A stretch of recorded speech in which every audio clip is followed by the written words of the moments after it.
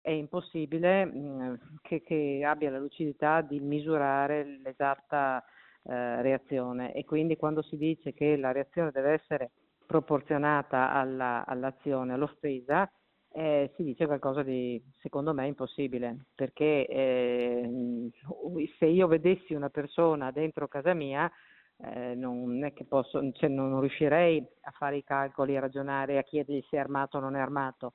Quindi se posso, elimino il pericolo come posso. Per la sindaca leghista di Oderzo non ci sono dubbi e le sue parole da prima cittadina sono destinate a far discutere, anche se tutto il centrodestra in questi giorni è unito in un coro unico a favore del 38enne camionista romeno in Italia da quasi 20 anni, che giovedì sera, scoperti 3 ladri sul terrazzo di casa col Francui, non ci ha pensato 2 volte prima di scaraventarne uno giù a 3 metri di altezza, facendolo scappare assieme agli altri due, a loro volta malmenati e sorpresi dalla furia dell'uomo. I carabinieri sono ancora sulle tracce della banda, nel frattempo sui social il caso è diventato virale.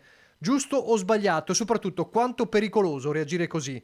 Una moglie e 3 figlie piccole da difendere, così Livio Petrei ha raccontato di aver reagito distinto. Per Scardellato è inevitabile. Io ritengo che quando, una persona ha la propria intimità, la propria proprietà, la propria casa violata, abbia diritto di difendersi. Una piaga, quella dei furti in casa, che da anni alimenta il dibattito sulla legittima difesa. Non so che conseguenze abbia avuto, non so, cioè, anche che cosa ha rischiato, perché se questo invece fosse stato armato avrebbe rischiato lui la sua vita, ma non sappiamo neanche cosa sarebbe successo se lui non li avesse fermati. Per cui quando una persona vede in pericolo se stesso e i propri cari, reagisce per difenderli, e come reagisce? Reagisce. Secondo me, secondo me significa che la difesa è sempre legittima.